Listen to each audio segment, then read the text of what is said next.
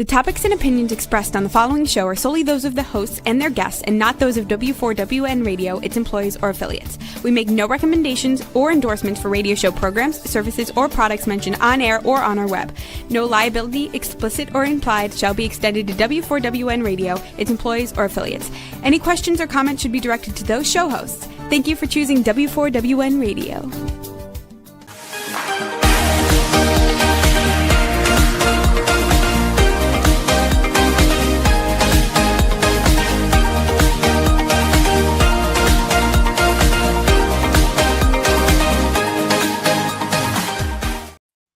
Hello and welcome to Fearless, Fabulous You. I'm Melanie Young, and this is my first show live for 2026. And of course, we're going to be talking about something that is always top of mind in early 2026 and every January: what to eat and how to get healthy and how to have a better year and life ahead. And of course, this week, there's been a lot of breaking news because the U.S. Dietary Guidelines, which are updated every 5 years, were released. It has the food and nutrition and health world buzzing. Naturally, ironically, it came out the same weekend that here in New Orleans, Mardi Gras king cakes came out, and everybody is in a whipped frenzy eating king cakes. So we've got like a conundrum for me because it's about health and wellness and eating well, but being part of the party here in New Orleans. But today we're going to focus on the dietary guidelines and what they mean to you and why are they important. And joining me is one of my favorite registered dietitians and award-winning culinary journalists who actually has deciphered other U.S. dietary guidelines with me on prior shows here on Fearless, Fabulous You. We're talking about Carolyn O'Neil, who is really one of the first nutrition broadcast journalists in this country when she worked at CNN. She has written many books, lectures widely. She's appeared on many TV shows, and you can hear her and watch her on her own podcast, Watch What You Eat, on the Spoon Network. And she lectures widely. In fact, she's just back from Las Vegas where she talked to tech titans about food tech. So I'm so excited to have her join me, my good friend, and really one of the top culinary nutrition journalists and registered dietitians in this country, Carolyn O'Neil. Welcome. Thank you. Thank you, Melanie, so much for that beautiful introduction. Wow. Talk about energy in the room. I feel motivated now. Well, for me, it must have been that Emerald Lagasse banana cream pie cream cake slice I had before I got on the show. Sure, hi. But we're here to talk about healthy eating because let's face it, Carolyn, America has a weight problem. According to statistics, more than 70% of American adults are overweight and obese, and most of them live here in Louisiana. Sorry. Nearly 90% of healthcare spending goes to treating people who have chronic disease, and we cannot afford to be sick because healthcare costs are rising, health insurance is rising. The cost of getting sick, it's not great. And so one of the great solutions is to eat better, move well, reduce stress, and maintain a healthy, balanced lifestyle, which we're going to discuss today, starting with the U.S. Dietary Guidelines. What are they for anyone who doesn't get what they are? Well, as you mentioned, every 5 years or so, the U.S. Dietary Guidelines for Americans come out. And essentially what they are, they're dietary guidelines telling you what to eat for Americans based on current science of the moment, current science of the time. Like, let's say 5 years ago, what didn't we know that we know now about how consuming protein is affecting our health, saturated fats, what should people do for infants and children and teens and aging Americans? I mean, it is incredible how much research goes into creating an update for the U.S. Dietary Guidelines, but therein lies the rub, Melanie, because this time around, things were done a little differently. The original committee that did all the work, if you will, for the last 5 or more years, their stuff was not just ignored, a lot of it was scrubbed in favor of the new administration's dietary guidelines that hit the news just like a week ago in January. So it's interesting because there's been a lot of chewing and digesting of these guidelines and grumbling and grousing and a lot of issues. And are they politicized? Are they science-based? They're supposed to be science-based according to realfood.gov, which I have up on the screen. But it's really interesting because and these are for 2025, 2030, which really hit me, the 2030 part. But animal fat and protein, and especially animal fats and saturated, full fat dairy suddenly rose up in the food chain where they had been lower down. And, before we get into that, and we have so much to talk about it, Melanie, and, Yes. and thank you for structuring this, because we're going to talk about what's good. We're going to talk about maybe what we're concerned about. But just to let you know, during the Trump administration, there's been a lot of talk about Make America Healthy Again, or the MAHA movement. And recommendations were come out, a report came out, I don't know, in fall of 2025. Now, these are just recommendations. These are suggestions. There was a lot of focus on, red dyes and getting the dyes out of food and all things like that. These are recommendations. However, the U.S. Dietary Guidelines, just to kind of point out a big difference here, this is policy. And policy at a federal level affects what the good people who work in school nutrition have to do to feed our kids in schools, the SNAP program, we used to call that food stamps, food assistance programs, and other government food programs. They have to oh my goodness, now this is policy. And getting back to what you were talking about, that means since the new dietary pyramid, well, anyway, let me just say, the pyramid is back. It's upside down. And I'm just going to hold up a little graphic for those of you who do. Yeah. And on Juan, you can put it up. It says New U.S. Dietary. You'll pop that. There you go. And, my first reaction, Melanie, was, oh my gosh, the pyramid's upside down and it looks like everything's going down the drain. And I was like, all the good nutrition information is going down the drain, because what caught our eyes as registered dietitians is, we want people to eat happy and healthy. At the very top, you see there's a big old steak. It looks like a porterhouse. It's got the bone in, looks like a bone-in porterhouse. There's, a big chunk of cheese, looks like a giant chicken. There's ground beef. There's, this is like in the protein zone on the upper left, I guess you'd call it, of the pyramid, upside down pyramid, or the funnel. And you get a little piece of salmon, you got an egg, looks like you get 2 shrimp there, big thing of butter.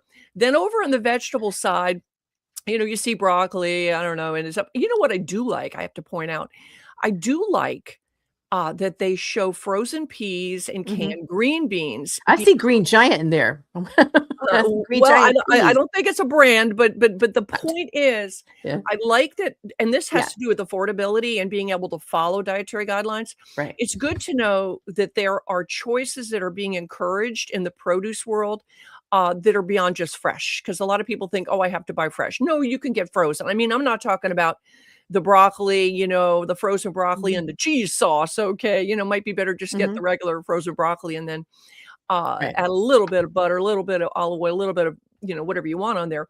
And also canned veg. We know canned beans are good for us. These are canned green beans, I think, in the graphic. But again, looking for those sodium levels, read that label with the with the fruit, look at the added sugars in those canned goods. But as a dietitian, I like that. That might be one of the only things I like is that they're showing.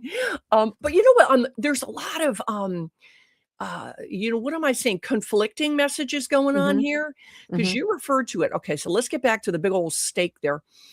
So they're telling Americans, let them eat steak. Okay. What is this, like their Marie Antoinette, let them eat cake moment at a time when groceries have never been more expensive? Certainly beef has never been more expensive. And they're saying, let them eat steak. And, way down at the bottom of the funnel, demoted to the bottom of the pyramid, is whole. You see, there's whole grains, and then it shows bread, and it shows a bowl. I don't know what they got going on down there, but oatmeal. And there, and also there's a line, and we've never really had a line. Essentially at the bottom, almost it's like Christopher Columbus, or before him, proving that the world was round. beyond this edge, there be dragons. So why there's a line there to say, don't go to the grain area. So they've really kind of, I don't want to say demonized, but demoted the nutritional value of grain foods. And that would be everything from, of course, wheat, of course, your pastas, of course, your breads, and many, many other grains. And that's not what we see, for instance, in the Mediterranean. So again, a lot of conflicting things. I'm going to say one more thing about the big old steak, the butter. And as you know, beef tallow is also listed. If you go beyond this graphic and you dig into the belly of the beast, essentially, and read their recommendations, it also lists beef tallow as one of the choices. However, the saturated fat recommendation has not changed. Before, it was for good health, make sure that the saturated fats are only up to 10% of your total calories. You see what I mean? However, here it looks like they're pushing you to eat the steak, the butter, the beef tallow. And I think if you had a steak, had your French fries in the beef tallow and maybe some butter on your broccoli or butter on your roll at the steakhouse, you'd be way over 10% of total calories. So that makes it hard for people to say, like, what's a girl to do? What are we supposed to do? Well, the thing is, the pyramid and what actually is written in the guidelines, what they say is prioritize protein foods at every meal, 1.2 to 1.6 grams per protein per kilogram per body weight. The good thing is the first line of the guidelines say eat the right amount of food for you, because overeating is probably one of the worst problems in the country versus not what you eat, but how you eat. But it makes sense, but nobody's going to, you and I read the guidelines, but everybody else is going to look at this somewhat misleading pyramid. But it does say, eat sensible protein and consume a variety of amounts. Okay. Not just that big steak. And swap how you cook it. Well, what's missing, I think, until you really dig in, are the amounts of things to eat and how often. Okay, that's what people want to know. How many pieces of bread can I have? Is it a half a cup of this? Is it a 3-ounce serving of steak? Is it, is that cooked or uncooked? There's so many nuances. And back to the protein, and we know over the last couple of years, and certainly raging still today, is protein is the darling nutrient of the day. Every single food product you see in the supermarket is touting protein. And I am not kidding you, Melanie. I went to a food and wine event, and there was a booth there where it was a new product, and it was a vodka protein water. Okay. Oh God. That's crazy. So everybody knows that the consumer is clamoring for protein. So they're just, if there was protein in there to begin with, it's going right on that front of the pack to brag about how much protein's in there. Or if it never had protein before, like the vodka protein water, they're going for it. And just, I think, you know what? P.T. Barnum said, there's a fool born every day or whatever it is. Be careful. I mean, buyer beware, even in the protein world. So back to the amount that you just mentioned, people said, oh, now the new dietary guidelines are telling us to eat way more protein. Not really. That 1.2 to 1.6 grams of protein per kilogram of body weight. And you could do the math if they did it for math for we don't use kilograms necessarily in this country, but to pounds. It's really not huge amounts of protein. Like you see these carnivore guys, influencers, eating like ridiculous amounts. But one thing you did mention, Melanie, which is important, it always has been, is to spread out that protein throughout the day.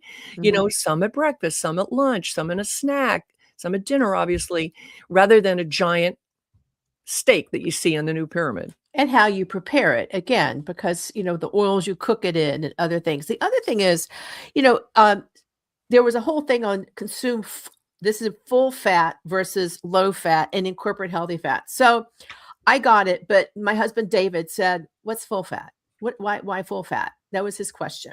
And are you referring to dairy? So this really affects the dairy folks. So I think we've known for a long time that this gets us back to saturated fats. Okay. What are saturated fats? Well, first of all, let's talk about fat. Let's chew the fat here, Melanie. Um, Olive oil, okay, and avocado, they are good sources of what are called the unsaturated Mhm. fats. Now, all the saturation thing that we're talking about here, that's just their chemical composition. Okay, I know I said chemical, but not right. So monounsaturated fats, and they're associated with actually reducing our risk of heart disease, reducing our bad cholesterol, okay. Then the other family of fats are the polyunsaturated fats, Mhm. and that would be things like canola oil, vegetable oils, and they have maybe more omega-6 fats. The monos are omega-3, which are more healthful. You actually also find them in salmon. I know that's not a vegetable, but that's where you'll find the good fats Mhm. there. And then the third in the trio, the terrific trio of fats is saturated fats. And the Mhm. saturated fats that we find in beef, butter, full fat dairy, as David was asking about. So your whole milk is going to have more saturated fat, obviously, than a This whole 1%. corner of the pyramid, the upper left, right, left-hand corner of the pyramid. Yeah, and so I'm gonna get to the full fat thing, and of course, yogurt, Mhm. you can, of course, full fat yogurts are Mhm. 2% or 4%. So many choices. And the other place that saturated fats come from are, actually from the vegetable kingdom, and that would be in your coconut oil, palm kernel Mhm. oil, and those are associated with increasing blood cholesterol levels. Saturated fats are associated with increasing our risk of cardiovascular disease, and that is why they are limited to 10% Mhm. of total calories. Now, who cares about heart disease? What organization? The The American American Heart Heart Association. Association.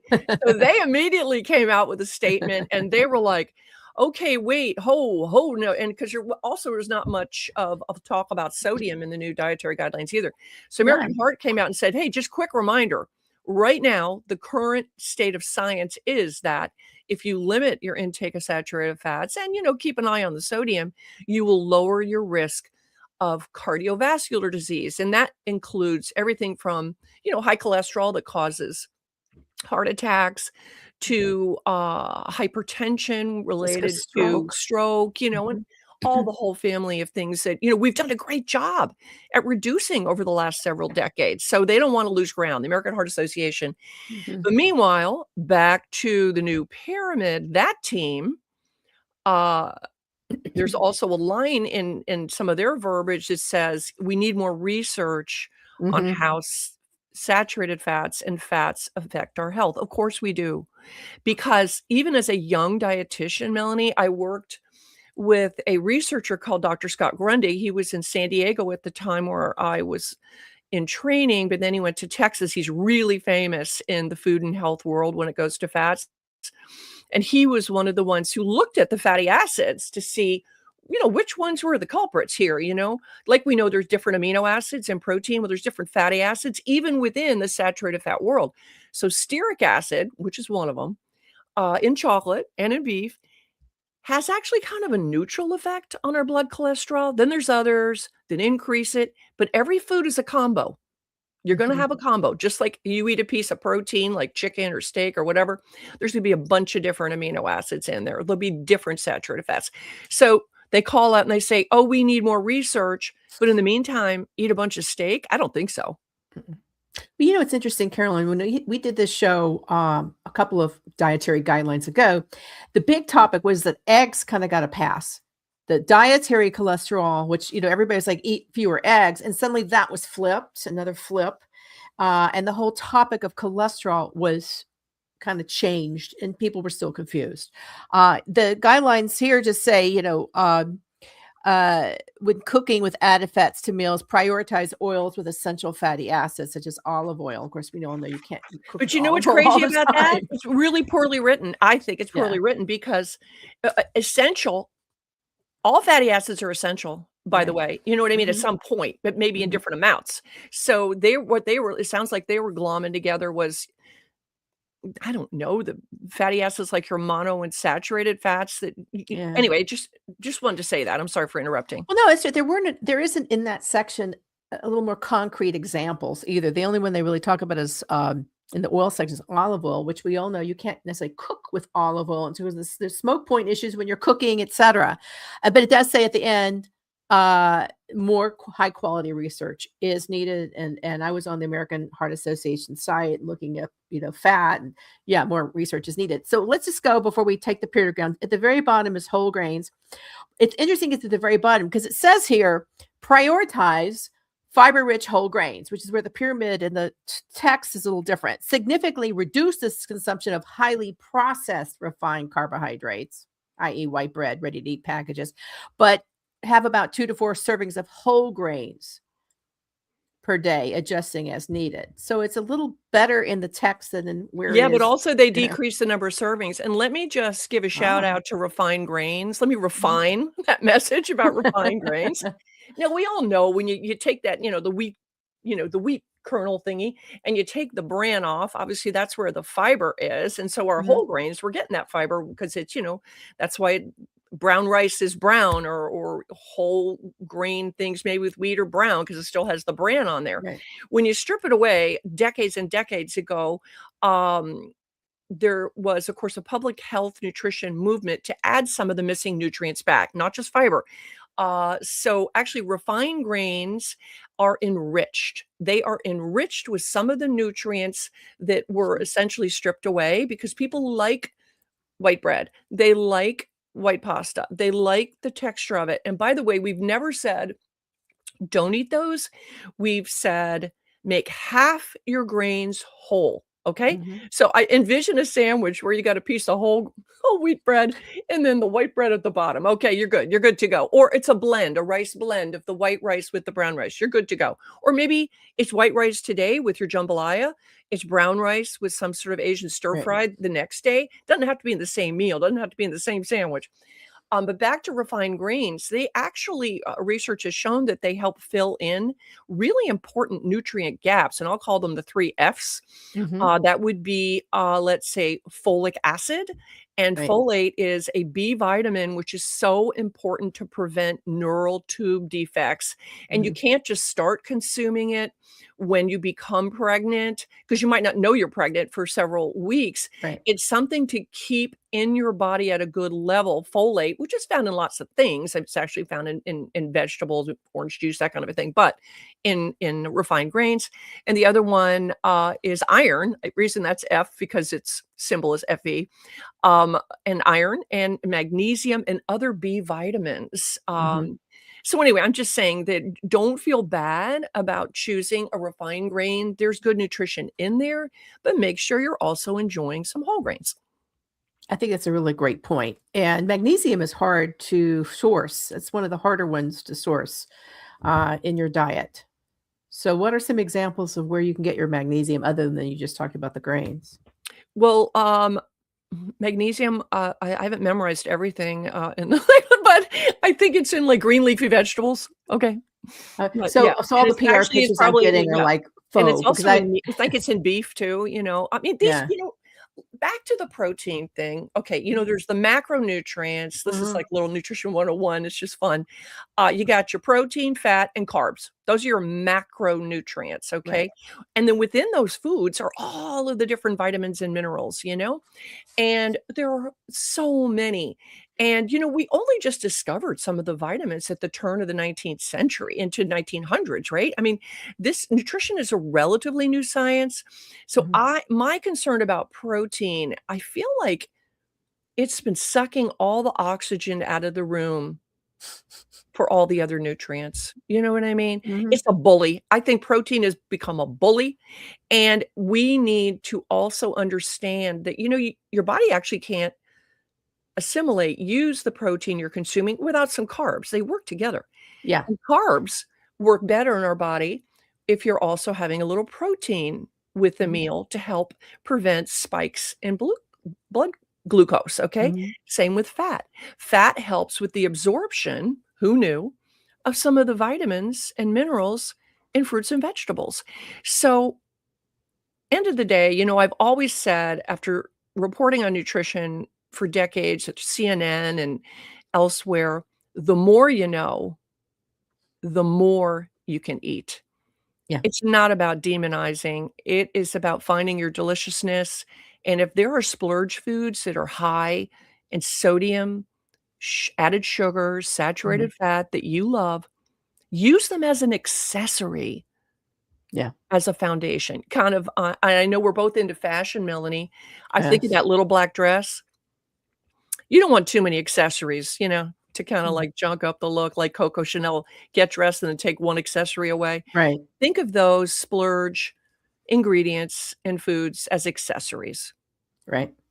And not main courses. And, the guidelines really emphasize minimizing, reducing, ultra processed foods, which really are the bane of our existence in terms of pushing obesity. That's added sugars, chemicals, added sodium. And there is at the end of the guidelines, the added sugars, explaining what they are, where they're everywhere. Sodium is everywhere. You've got to read your labels.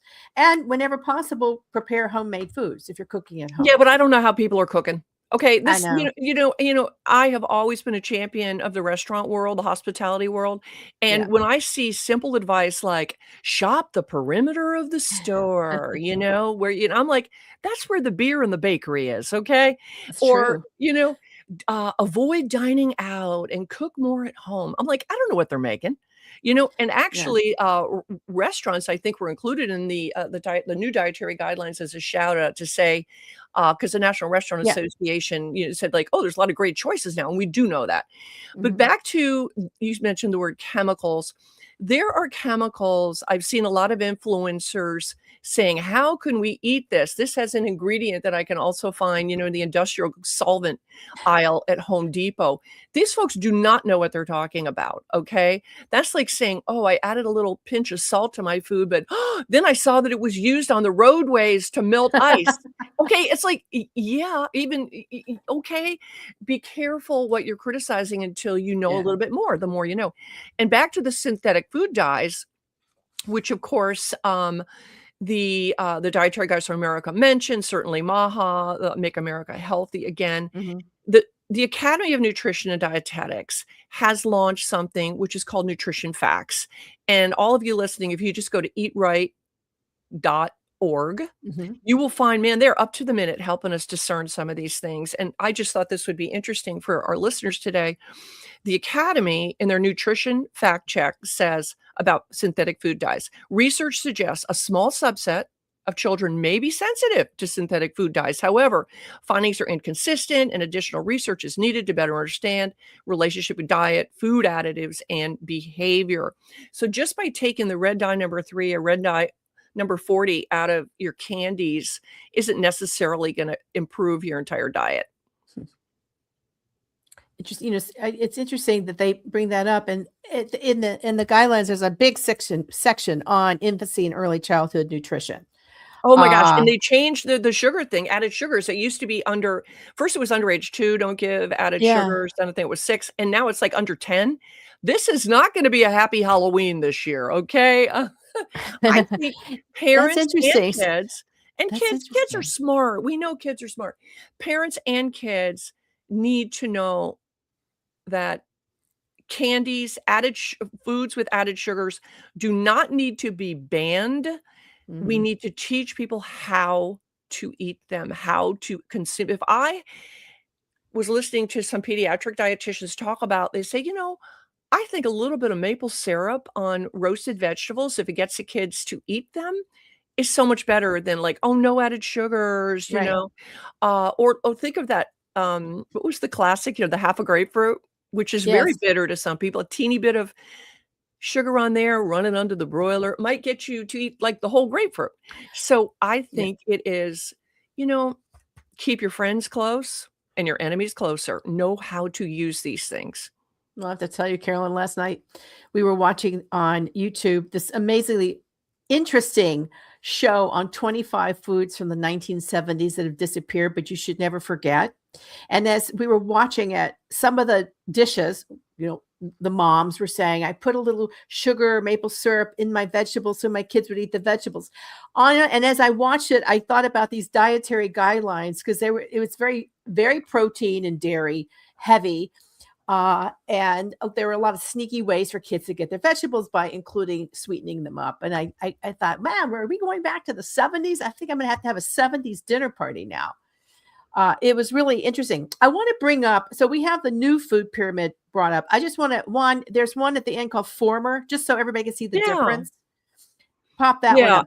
Yeah. There. Okay. So what we got going on here, let's see what's the same, what's not the same. And, by the way, that other food pyramid, the upside down one, it just like it's going to fall down. It seems to me it's an architectural problem. But anyway, I think this is where some of the criticism has come. So you see, it says 40% of your diet should be breads, pasta, cereals. And of course, we champion the whole grain ones. Remember, I said make half your grains whole.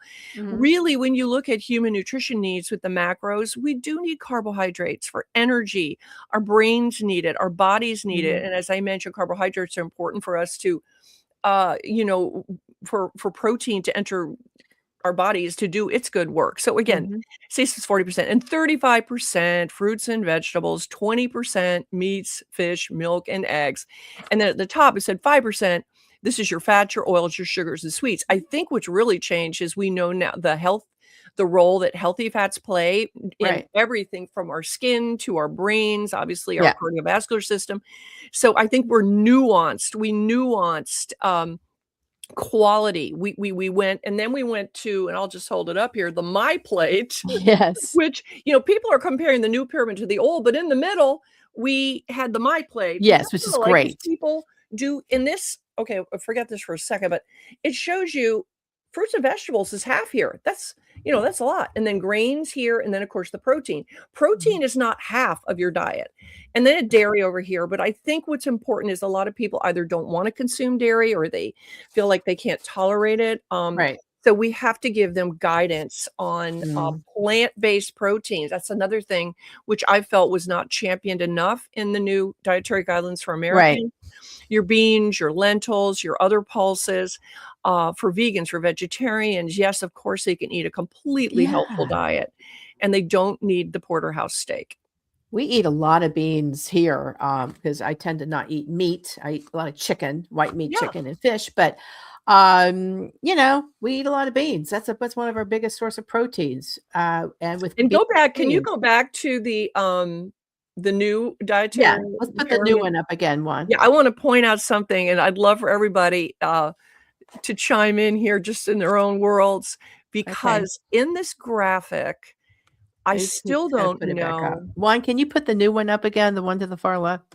I still don't know, and you'll see it kind of to the middle, y'all. It's in a bowl, and I don't think anyway, there is a bowl of white stuff with red stuff on top of it. I know, are in New Orleans right now, and anyway, a friend of mine said, "Is that oatmeal with blueberries on top? Is that what is that?" And so the graphic has gotten a lot of criticism too, like bad clip art. But there was actually an individual artist who created this. Gotta love them. And you know what I want to put up? So the one that is in the middle, Juan, our engineer is Juan, by the way, I'm talking to him. We have one in the middle called the Mediterranean diet. Okay. I'm hoping he will put that up because everybody always says that that's the healthiest diet. Okay. So this is the Mediterranean diet pyramid, which many medical experts and nutritionists say this is one of the healthiest diets. It looks a lot like the former.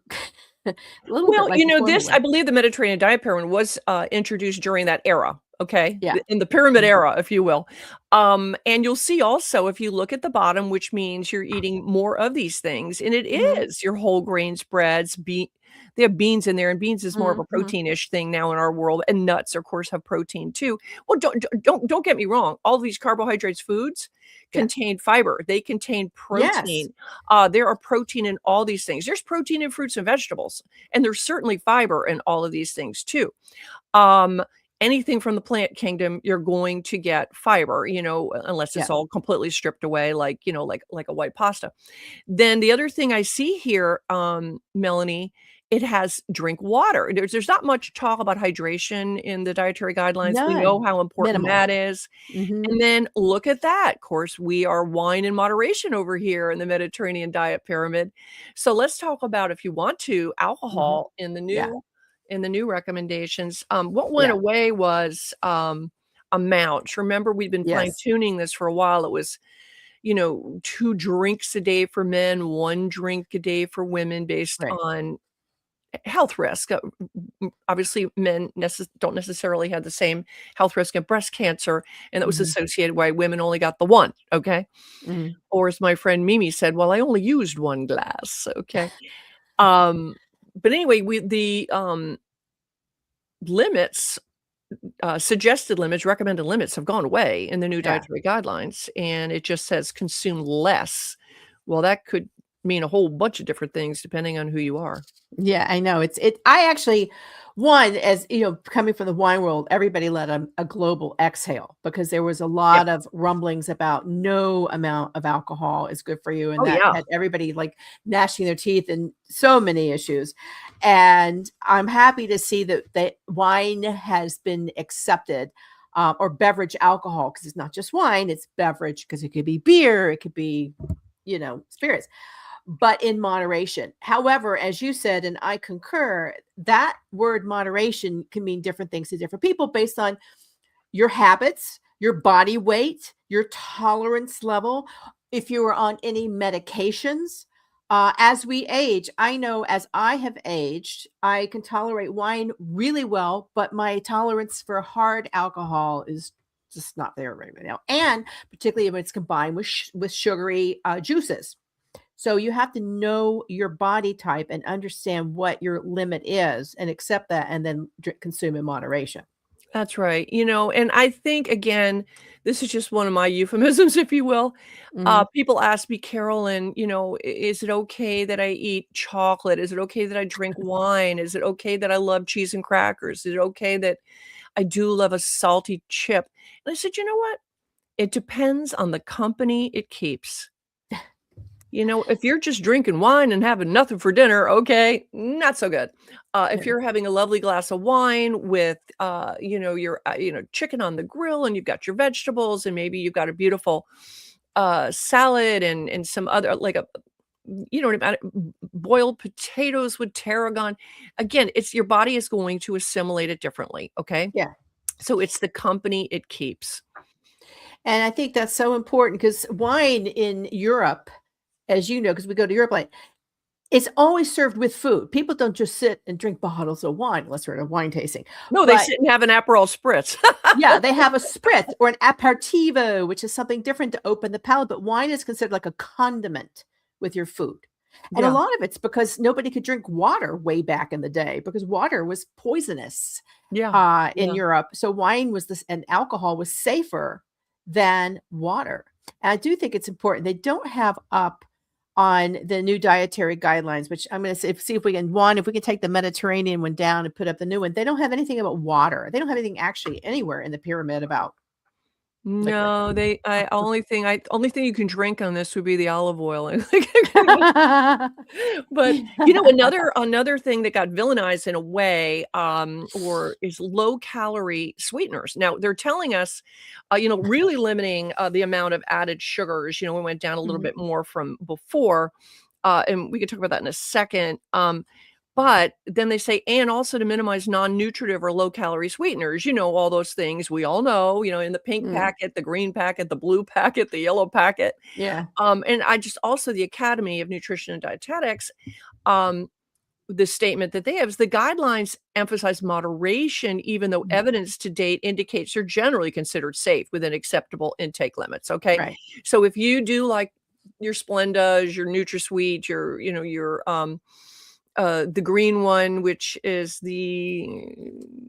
all the different ones, Yeah. that claims to be more natural. Why am I blanking on the name of stevia? Oh, stevia. Okay, Yeah, yeah. that one. Yeah. So Yellow. my caution is people say, Carolyn, are they safe? Are they safe to consume? And I say, yeah, they're safe to consume and acceptable intake limits. But I saw a gal at a coffee shop last week, actually, and she put like 6 packages Mm. of the yellow one in Mm. her coffee. And I thought, you know what? Maybe not harming her health. And she is not getting the extra calories. But what is it doing to our taste buds? So that Yeah. if you get used to that super sweet thing, which we're criticized all over the world for wanting things too sweet, what Mhm. happens when she bites into a Granny Smith apple? It's gonna be way, way too tart for her. So, Mhm. yes, you can train your taste buds to enjoy, because guess what? There are other flavors in the world besides Yeah. sugar and salt. And I'm a big umami. I like that fullness feeling and everything, and it's hard. As you know, we moved to New Orleans. It is all about sugar and sodium and fat here, and of course, David and I both now have cholesterol, blood pressure issues, and we're on medication. So we're trying to address that, which is very difficult, particularly during king cake And, season. but to champion New Orleans and to champion the state of Louisiana, Mhm, some of the top researchers in health and nutrition mhm. at Oxford Clinic, at Pennington, in Baton Rouge have done Yeah. some of the most important research on heart health and diet and Yes. on obesity and weight management. And So and Tulane has the culinary medicine program where they're training physicians about the integration of nutrition and medical treatment. And Oxford Clinic has the Eat Fit program, which champion all restaurants, including Commander's Palace, that have the Eat Fit options. There's even an Eat Fit king cake at my local grocery store. But at the end of the day, uh, people can read the guidelines, they can look at the pictures, they can watch the TikTok, they can do all that, but they have to make the changes themselves. And I still see grocery carts filled with junk food. well, let's identify junk food again and talk about ultra Yeah. processed foods. I mean, even that is very poorly defined, I think, because end Yeah. of the day, they said in the new guidelines and the information, it said to minimize processed foods. Okay, I Mhm. get that. But to me, what's wrong with an ultra processed food? I not the P word, the processed word. It's what's in it. Which is there too much salt? Is there Sodium. too much added sugars? And is Mhm. there too much saturated fat? Those are the three things I look for. The Not SSS. yet, not necessarily, oh, there's chemicals in here that are ruining my Mhm. life. No, it's those three things. Okay. Yeah. But meanwhile, it also said reduce packaged foods. No, no, this is not good advice. Mm-mm. When you go into the supermarkets now, it's like Great Wall of China, the Great Wall of bag salads. I mean, there's never been more diversity in the whole Yeah. convenience and produce, which I think is fantastic. Yeah. And just because it comes in a package, folks, don't think, oh, I'm not supposed to have packaged foods. I got to go get the lettuce over there. I got to go Yeah. get the tomatoes over there. I got to go get the carrots. It actually, I think, brings the cost down. You've got less food waste. Yeah. And a package also protects the nutrients, food safety, Mhm. and end of the day, the flavors. Um, and so I think that it's smart packaging. It's not over packaging. It's smart Right. packaging to protect our foods and the nutrients and the flavors, reducing food waste. So I just wanted to give a little shout out. It's about smart packaging, not Yeah. reducing packaging. I agree. We buy packaged salads all the time. In fact, last night we went to the grocery store because David made black eyed peas, which I insisted had to have greens with them. And the greens were the loose greens were so sad and expensive for the sadness because we're just at that dull time with vegetables. And the packaged ones look nice. So we bought packaged. And for many people, again, economy is key. A lot of people just buy what they can afford. So if we can make these wonderful packaged foods healthy, in terms of lowering the SSS and affordable, that makes a big difference because I don't want to ever see people forego good nutrition because they can't afford it. And it's a problem. I mean, It's when a you big look at, problem. like, the sticker shock, we've all been, like, let's say, Yeah. "Oh, use more olive oil." Okay, it's like, can be very, very expensive. Yeah.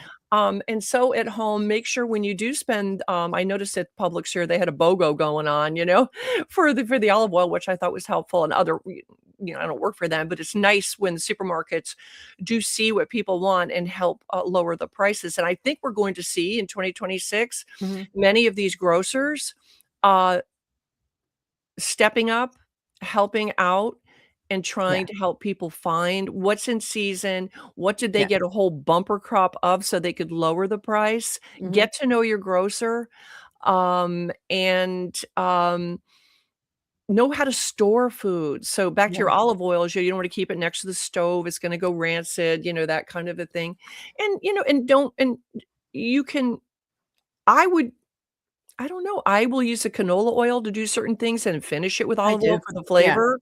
I do that. Um, And so it all gets back to home economics Yeah. and home ec, we always cared about.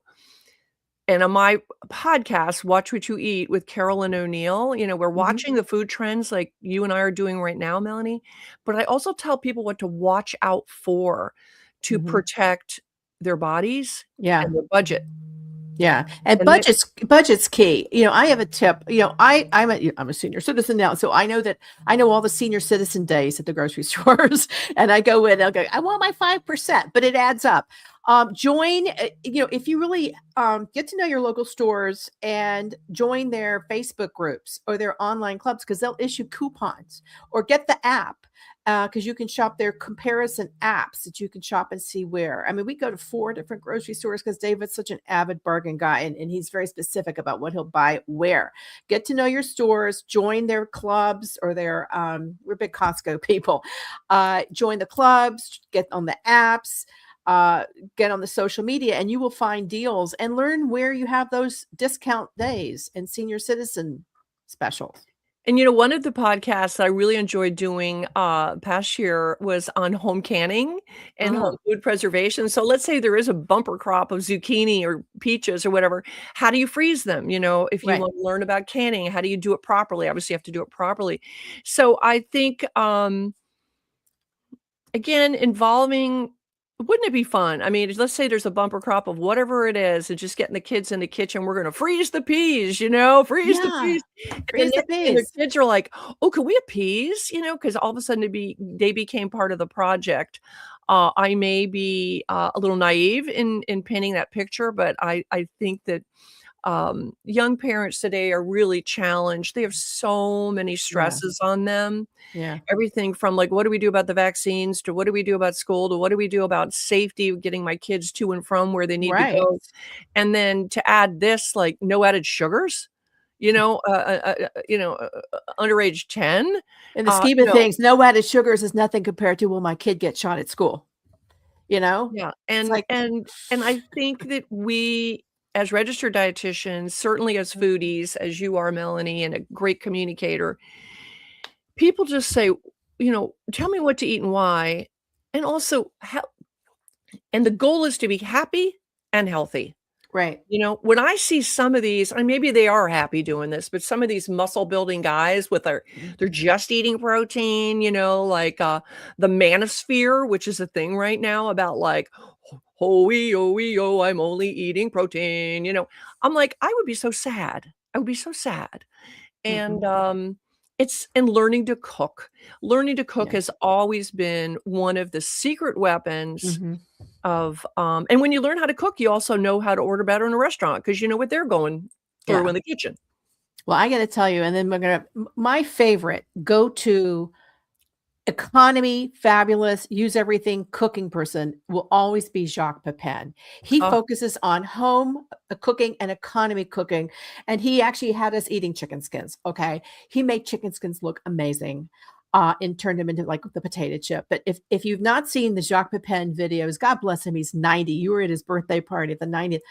They are great videos to learn simple, economical, and nutritious home cooking. yes, and his right behind me, these are all cookbooks, and I think I have so many of Jacques, and Yeah, end of the day, amazing. they're easy to follow, and even my son Jack, who is in his 30s, said, "Mom, my favorite cooking show," and I thought he was gonna mention something on TikTok. He says, "No, Jacques Jacques Pepin. Pepin. I watch him on YouTube, and Mhm. I made coq au vin the other night, and I didn't know that the bones of the chicken were adding the flavor, so we didn't have to add as much, like, whatever, salt or, that kind of a thing." It's really just good cooking, good Really great cooking, and it's available widely on all his channels and YouTube, and if you make a small donation to his foundation, you get more videos, and he's a great guy. and Carolyn O'Neil, we gotta wrap up. I've loved talking to you. First of all, I haven't seen you, and we gotta see each other in person sometime. Come to New Orleans.